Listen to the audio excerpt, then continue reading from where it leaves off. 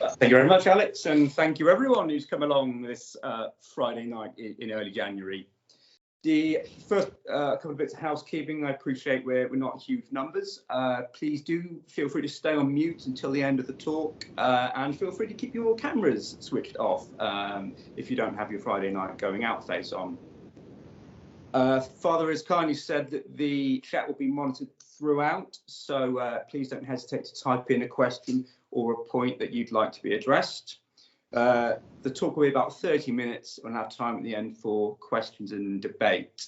Okay, so there's a reason that I'm going to introduce tonight's guest speaker, and it's because he's quite an unusual guest speaker. Unusual in the sense that were it not for the call of the divine, he would have been not there on the virtual podium, but here amongst us in the virtual audience.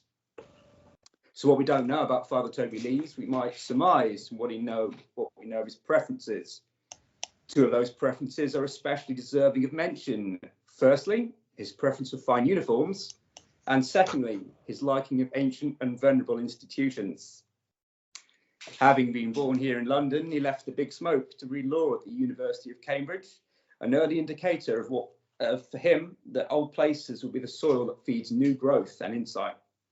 From there, Father returned to London and exchanged town for gown, spending 7 years working for a law firm in the city. At this point in his story, it takes a turn as Father's love for philosophy and Catholic tradition began to eclipse one of his other great loves, that of rugby. But before his story could go any further, there remained one more avenue to explore: policing. Father Toby's had a long-standing fondness for policing, which endures to this day, easily evidenced by one of his Dominican brethren who confided in me that he is a loyal fan of Line of Duty. And this interest in policing eventually led to his acceptance into the Metropolitan Police. However, the austerity in place at the time of his application resulted in an 18-month delay to his start date.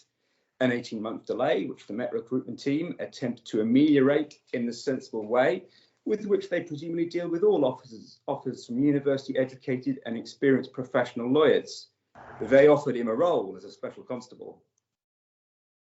Being unable to fit in the commitment required for the special constabulary around his busy legal job, Father Toby instead heeded a more rarefied call, leaving behind the prospect of dark blue combat trousers and the crowned epaulets of the MSc. He opted instead to be clothed in black and white.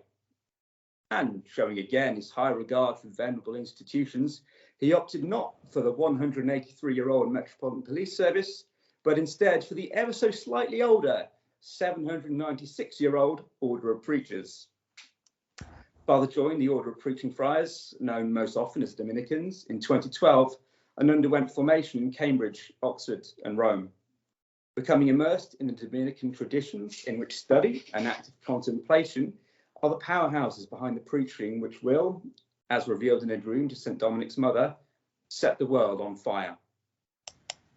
In 2019, Father was here in London when he was ordained to the sacred priesthood by his Dominican brother, Archbishop Malcolm McMahon. And since then, it seems that Father Toby hasn't had a dull moment, with his time being divided between being the Catholic chaplain to King's College London, hospital chaplaincy at the Royal Free, and being an assistant priest at the Rosary Shrine in Haverstock Hill. And as if he wasn't busy enough, last summer marked a Jubilee year for the English Dominicans, being 800 years since the arrival of the Preaching Friars here in Britain. To mark the occasion, he was one of 4 Dominican brothers to live again the journey of the first friars by walking all the way from the coast of Kent through Canterbury and then London before arriving finally in Oxford. So without further delay, without giving anything further away about the topic of tonight's talk, law, what is it good for? I feel no further need to qualify our speaker. So please everyone join me in a warm virtual welcome for tonight's guest speaker, Father Toby Lees. Thank you very much for that introduction, Phil.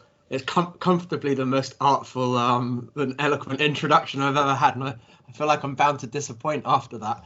And I should just add that the being a fan of Line of Duty doesn't mean that when I've come to speak about law this evening that I'm going to pretend that I need to tell you to obey the law or seek to be non-corrupt police officers. I'm taking that for granted. But what I do want to do is to look at maybe some terms that we use every day and show that our Catholic faith and our Catholic intellectual tradition has something to add to the way that we think about these terms, so that our Catholic faith isn't just about, you know, us trying to be good or feeling an even greater compulsion to sort of be good, honest members of the force, but rather adds another dimension to our work and to the way that we think about things.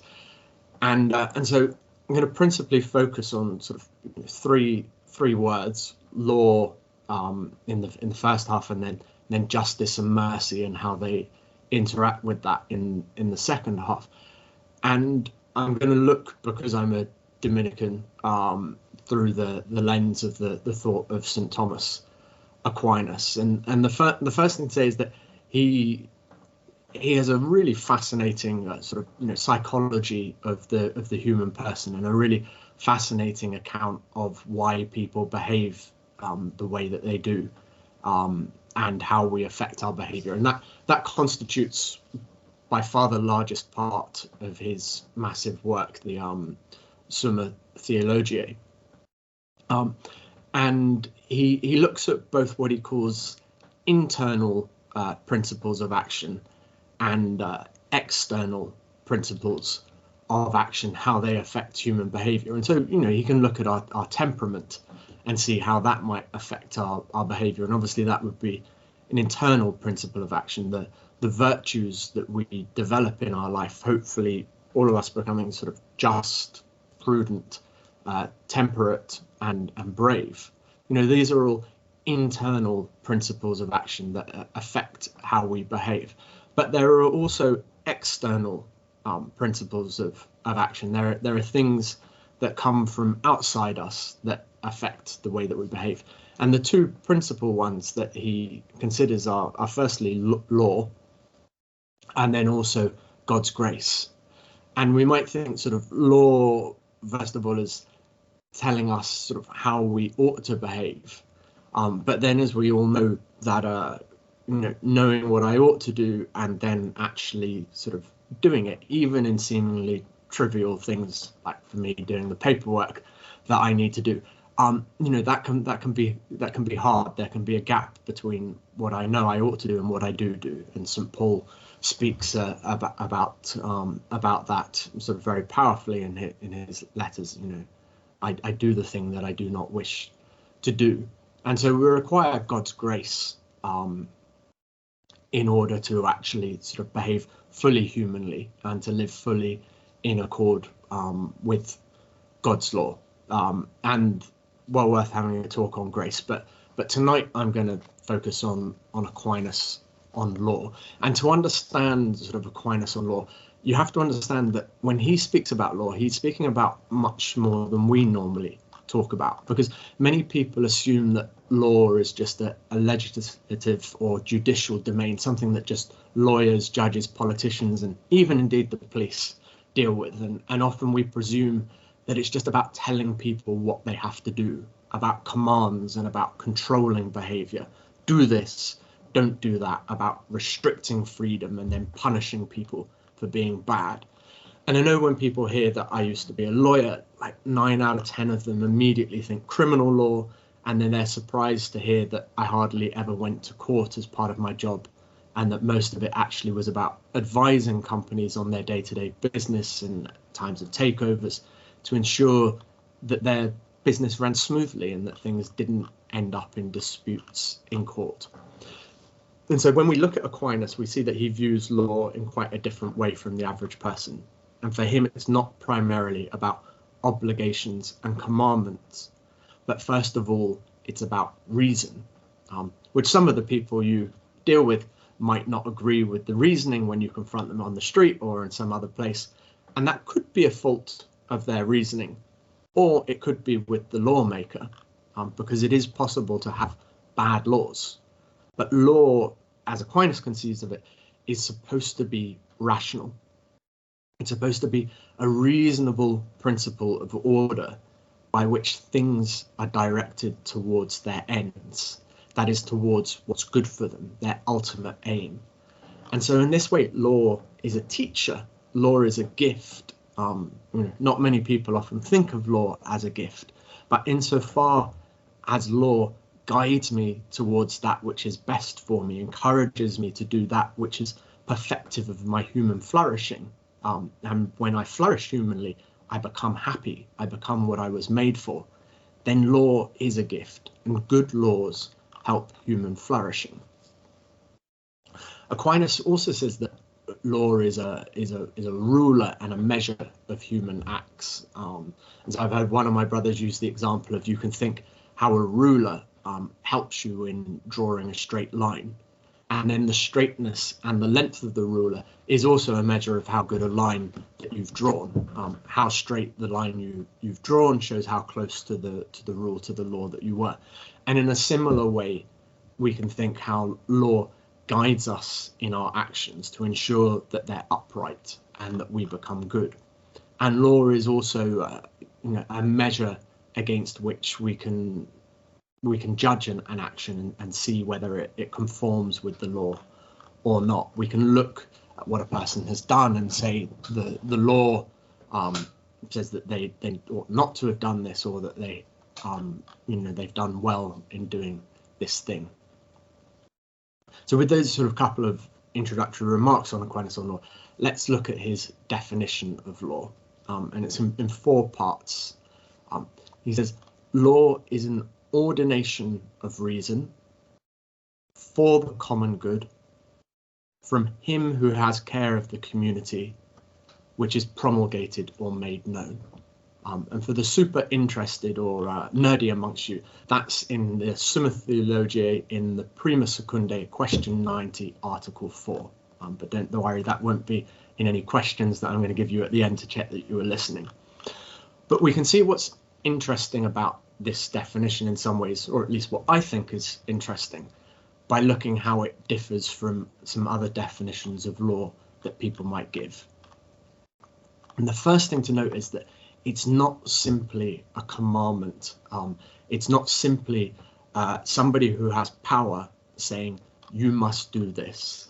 It's not just the expression of the will of the lawgiver. Now, the lawgiver might sort of arbitrarily command people to do things in accordance with his or her will, and it might be called a law, but that wouldn't fit Aquinas's definition of a law. And so it would be a law in name only.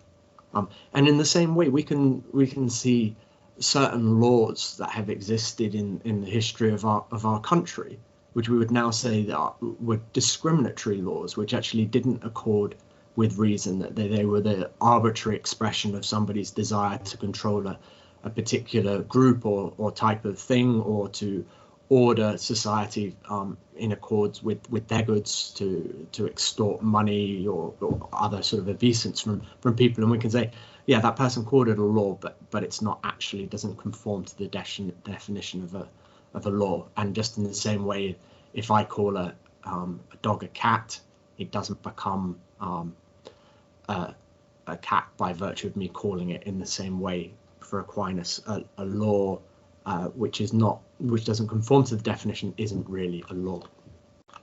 And so instead, law, rather than being an expression of will and stemming from power, rather it's supposed to be an expression of the ruler or the governing body's reason. And we see actually with Aquinas's definition, it doesn't matter whether you've got a republic, a constitutional sort of monarchy, or even a sort of benign dictatorship, or his definition of law can come with all these different systems of governance. But law is an expression of the reason of that governing body, and it consists in a kind of a reasoned plan. This has to be thought through. The person who's promulgating or the person who's coming up with the law has to be thinking about how will this bring about the common good? So the lawmaker desires a certain state of affairs, and then using their nous thinks this seems to be a reasonable, rational way of bringing about this state of affairs. And the second really distinctive part of his understanding of law that I want to deal with now is that he says law is ordered towards the common good. The common good is the end that law aims at and serves. And if it's not aiming at the common good, then it's not properly a law. And so obviously that leads us to the question of what the common good is. And I remember people got talking about the common good in a way that excited Catholics, because the common good is a really important part of our social teaching. People got talking about this when David Cameron spoke about the big society. But why it really never got off the ground is because I think people thought the big society sounds like a nice idea, but nobody was actually sure what it was, or couldn't agree on what it should be. And in a similar way, there's lots of questions about what the common good is. For example, some people have suggested that we could think about the common good as like a cake, which everybody contributes to the buying of, and then we distribute the slices among everyone. But the problem with this is that whilst we might all own the cake, one slice of cake can only be eaten by one person at a time. And once I've eaten the cake, there is no more cake.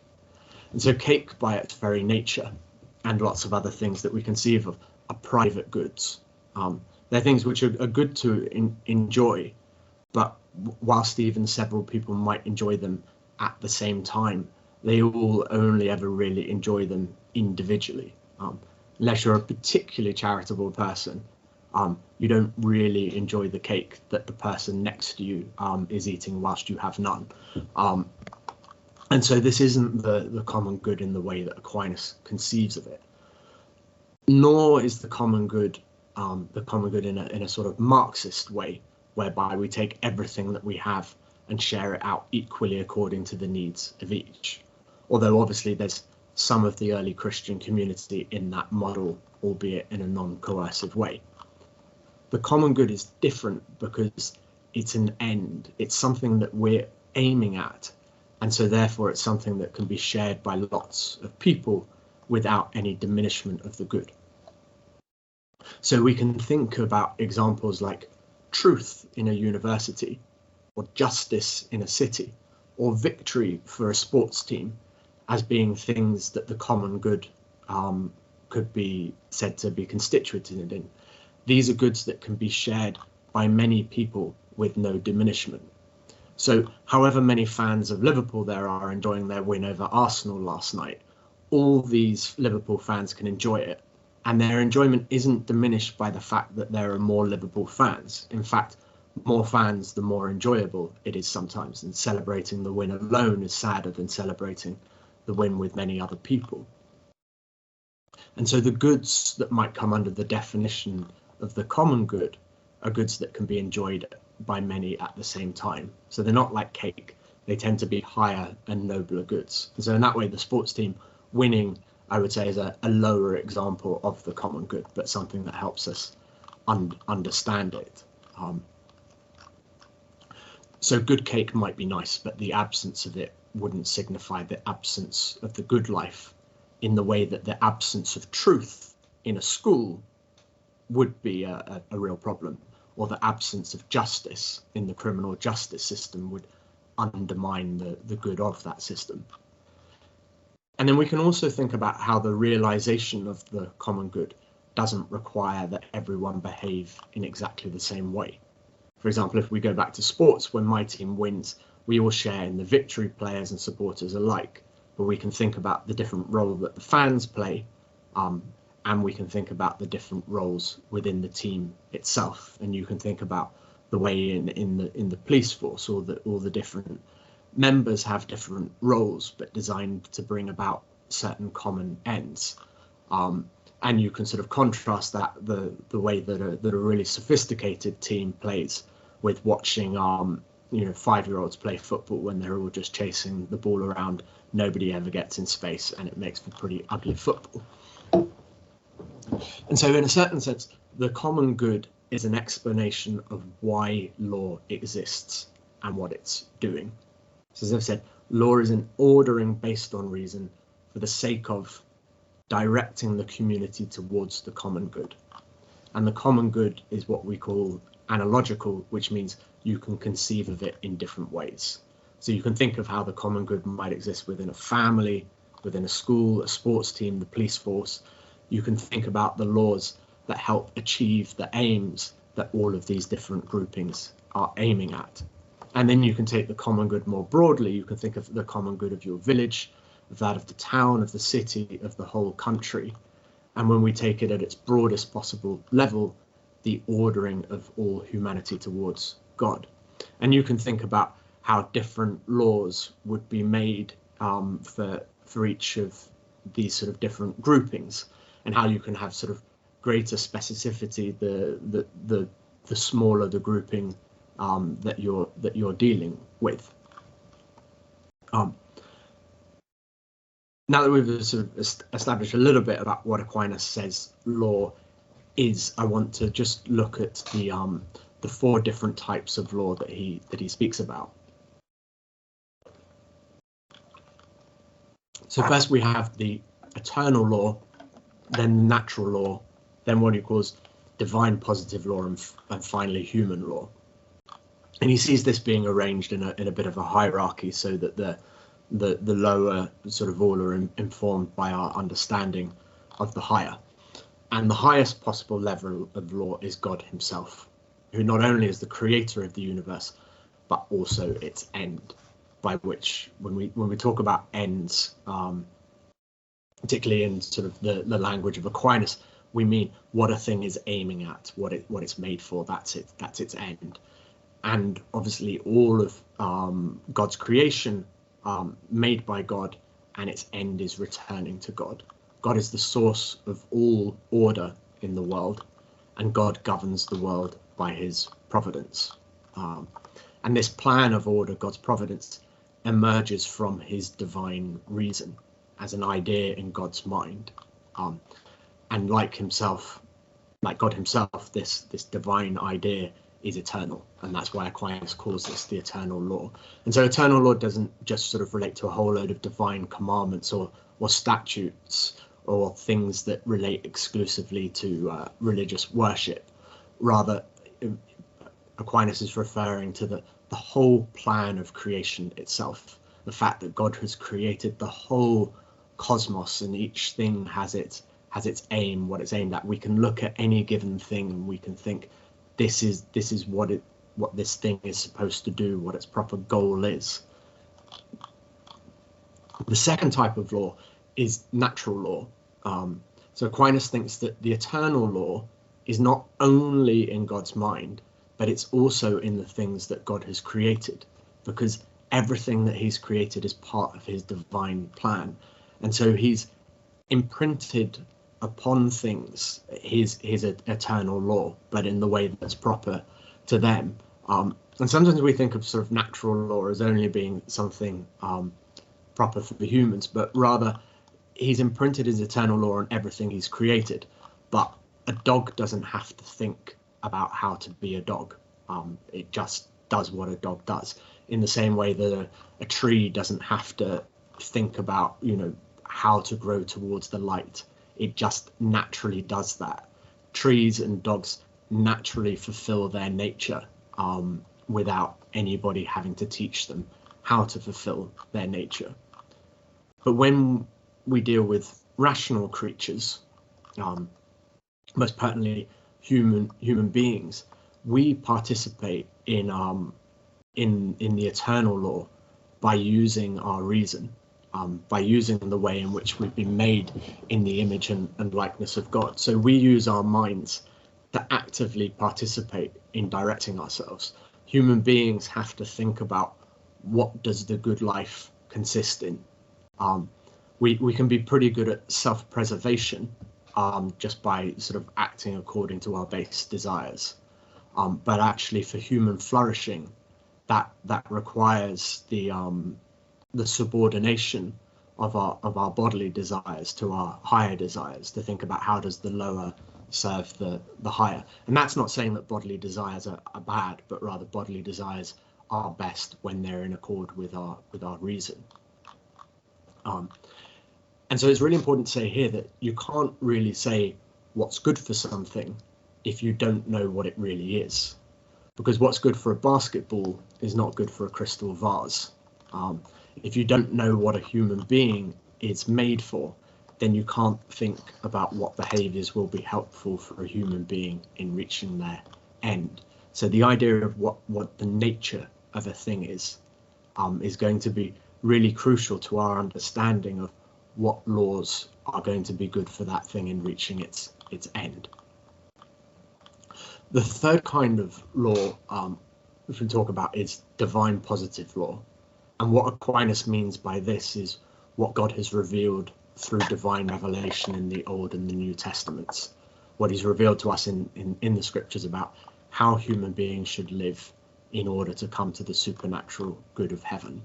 And these are things that we couldn't have discovered on our own, things which enable us to go beyond natural human flourishing, because there are ways that human beings can flourish naturally. Civilized society can come about without Christianity. Obviously, I would say that the truly Christian society flourishes even more humanly, but only the truly Christian society helps people come to their supernatural end of union with God. And only God's divine revelation helps us understand what that end is, namely participation in the life of the Trinity. And it wouldn't have mattered how much sophisticated reasoning we'd done by ourselves, we would have never got to knowledge of the persons of the Trinity and our call to participate in their divine life. The fourth kind of law is human law, and this is obviously as members of various police forces that you're going to be dealing with most. And human law can occur at all sorts of different levels, from the international to the national, to we might even think of local bylaws, or even sort of temporary laws which sort of govern behaviour, as we've had in the time of COVID. An enormous amount of legislation coming out to prescribe and proscribe certain human behaviours to try and sort of bring about human flourishing in a particularly difficult time. And human laws don't have to apply equally to all people at any given time. And we can think also about human laws which don't really participate in divine reason in any way, but rather just make sense. So it makes sense that everybody drive on one side of the road. Now, it doesn't matter what side of the road that is, just as long as everybody is agreed on which side of the road it is. And you can think, good little bit of trivia that Londoners know, but there's one road which is the exception to driving on the left-hand side of the road in London. You can put it on the comms box if you know what it is, and win a notional 100 points, which very good, straight on the money. Yeah, designed so that the taxi drivers can drop people off actually at the door, or pick them up actually at the door of the hotel. So you drive on the right there. So as I said, like there's no divine thing, although Americans are wrong and driving on the wrong side of the road. It's just it helps good order. And so human law in very specific ways helps to bring about the more general goods that natural law realizes contribute to human flourishing, and it prohibits those sorts of things such as drug taking, which go against it. And we can see, it's not enough for the parents to tell your children how to be, tell your children be good. My mother often humiliates me, and now I'm humiliating myself, which shows how you turn into your parents in the end. But by saying how once when I was young and she told me off, I sat at the top of the stairs and I said with doleful eyes, "Mummy, please teach me how to be good." We need teaching how to be good. We need to be guided in specific behaviors. We need to be, told to not do certain things which are going to diminish our flourishing, and we need to be encouraged to do those things which contribute to our flourishing.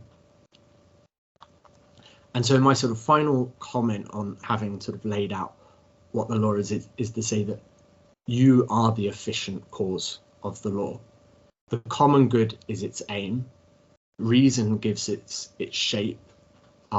Its promulgation, which we haven't spoken about, but a law can't really be a law unless people know about it. Its promulgation is the material cause of the law, but you're essential to its enactment. You're part of what ensures that it's enforced, and so you're part of what guides the people in obeying the laws and bringing about their common good. So it's an absolutely crucial role that you play in enforcing these human laws, and maybe in also giving feedback at the various levels possible about how these laws could be improved for a better human flourishing, given that on the ground you have a better knowledge than sometimes the lawmakers have.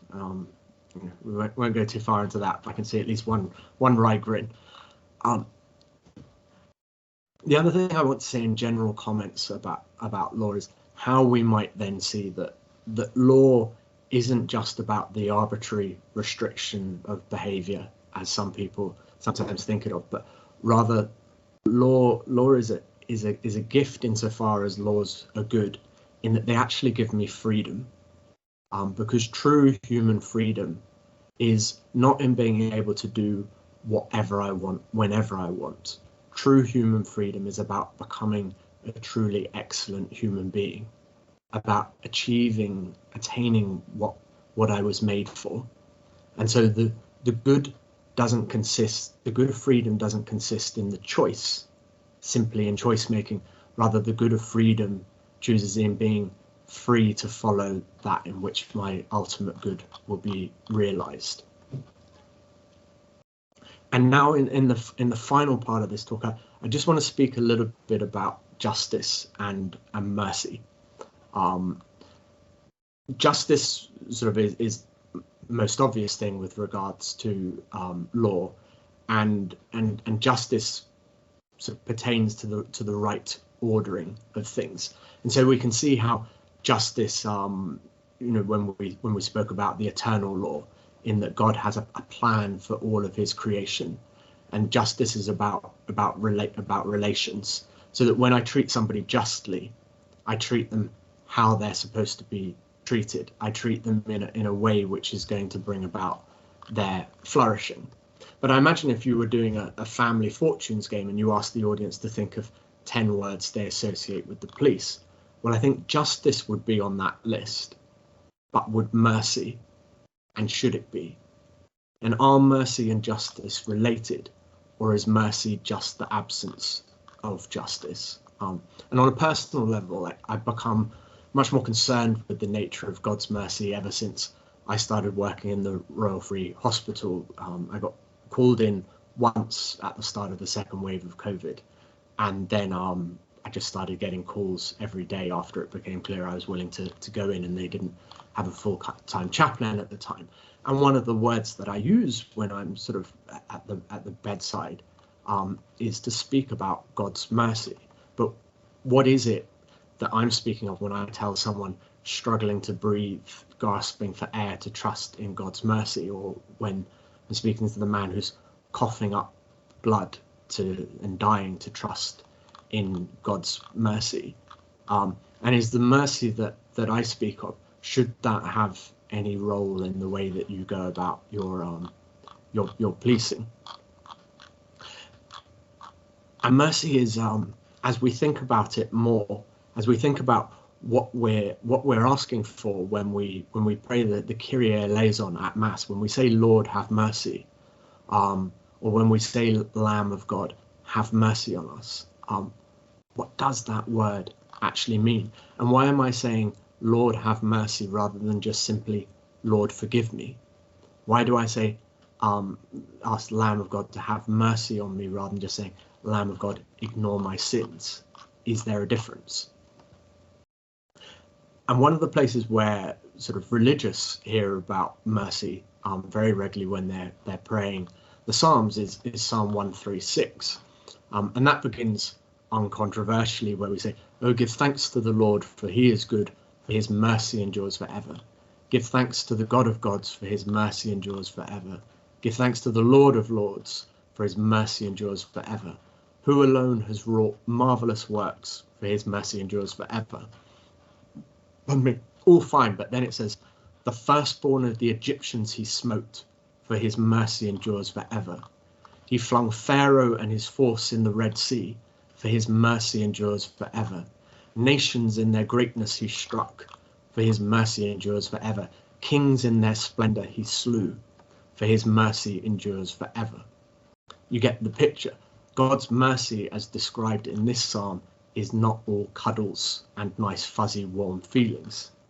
And so if we're thinking about what mercy is, and we're not going to reject what the scriptures tell us it is, which would be a really bad idea as Christians, then we're going to have to think, how can mercy apply to a statement like "the firstborn of the Egyptians he smote"?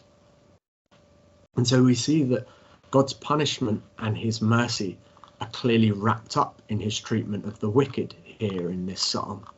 But when we read other parts of the scriptures and also other parts of that psalm, we see that there's also a creative aspect and a restorative aspect of mercy. And so to understand what the difference is between mercy and justice, we have to keep in mind that mercy is remedial.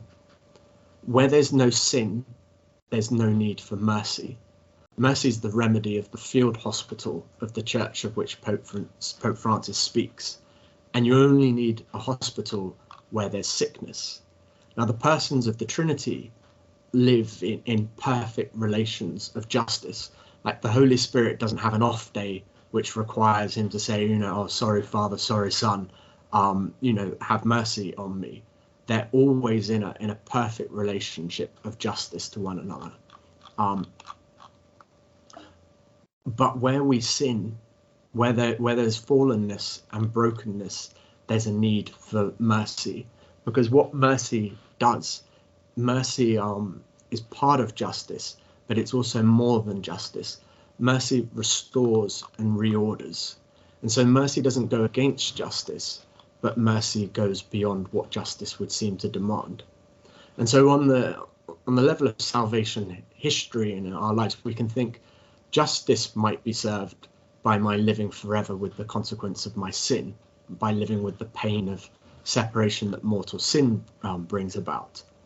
Or on a more natural level, justice might be served by giving somebody life without parole because of the savage crime that the person's committed, a complete lack of repentance, and an ongoing threat.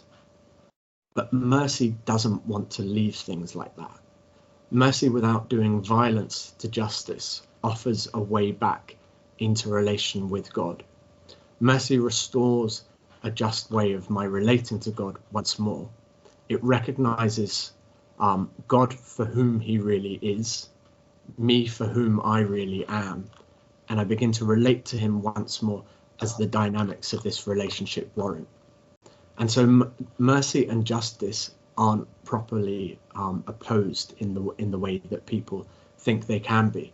And so the sort of the question that I want to sort of leave you with to think about in your own lives and the way that you operate as police officers is how might mercy come into my job? How might it influence my thinking? Because the one who has power, as you have, as efficient causes of the law, with the privileges and responsibilities that you're given in your life, you have power, and power is not a bad thing.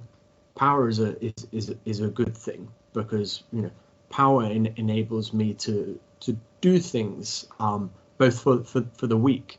You have the power to go into a situation and help somebody who's vulnerable and weak in that situation. You also have the power to restore order where it's been lost. And so power doesn't necessarily corrupt. It only corrupts where people are lacking in virtue and where vice has taken over in their life. So given the fact that you have power, it becomes so much more important that you also focus in your own lives about developing virtues.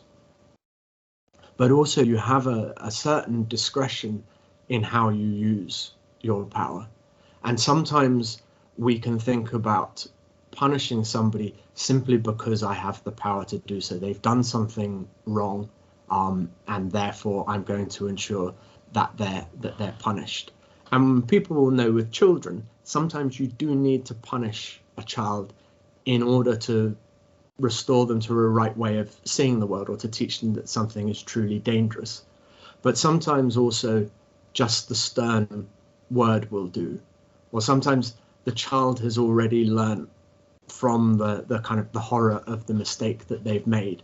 And so sometimes you might see with somebody on the street that in fact, yes, this person does need to be arrested. They do need to be, brought to trial, and there does need to be a punishment for their crimes.